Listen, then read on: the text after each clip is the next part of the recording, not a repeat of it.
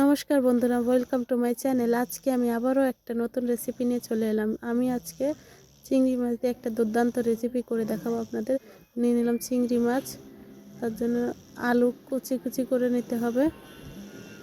কুচি কুচি তার মধ্যে নিয়ে নিলাম চিংড়ি মাছগুলো। তারপরে তার মধ্যে দিয়ে দেব পেঁয়াজ কুচি আরও একটু দেব। তার মধ্যে দিয়ে দেব রসুন বাটা, আর দেব আদা জিরে কাঁচা লঙ্কা বাটা 2 চামচ। সবগুলো একসাথে দিয়ে তারপরে দেব লবণ, দেব হলুদ গুঁড়ো, তারপরে দিয়ে দেব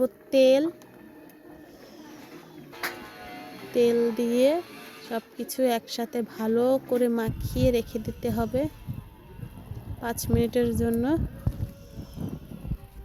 5 মিনিট পরে আমি কড়াই গরম করে নিলাম।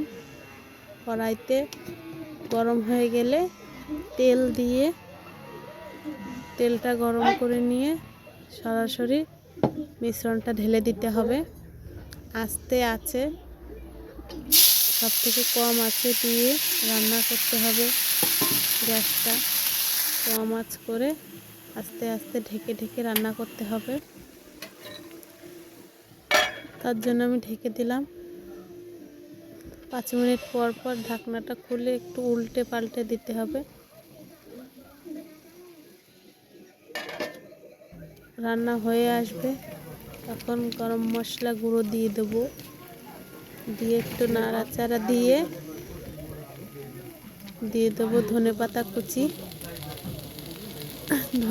কুচি দিয়ে আমি তৈরি হয়ে গেছে আমার চিংড়ি মাছের নতুন রেসিপি। এভাবে আপনারা বাড়িতে রান্না করে দেখবেন, খুবই ভালো লাগে। আপনারা সুস্থ থাকুন, ভালো থাকুন। এখন আমি এখানে চলে যাচ্ছি, আবার দেখা হবে নতুন একটা রেসিপি নিয়ে। দয়া করে আমার চ্যানেলটা like, comment, share and subscribe করে দেবেন।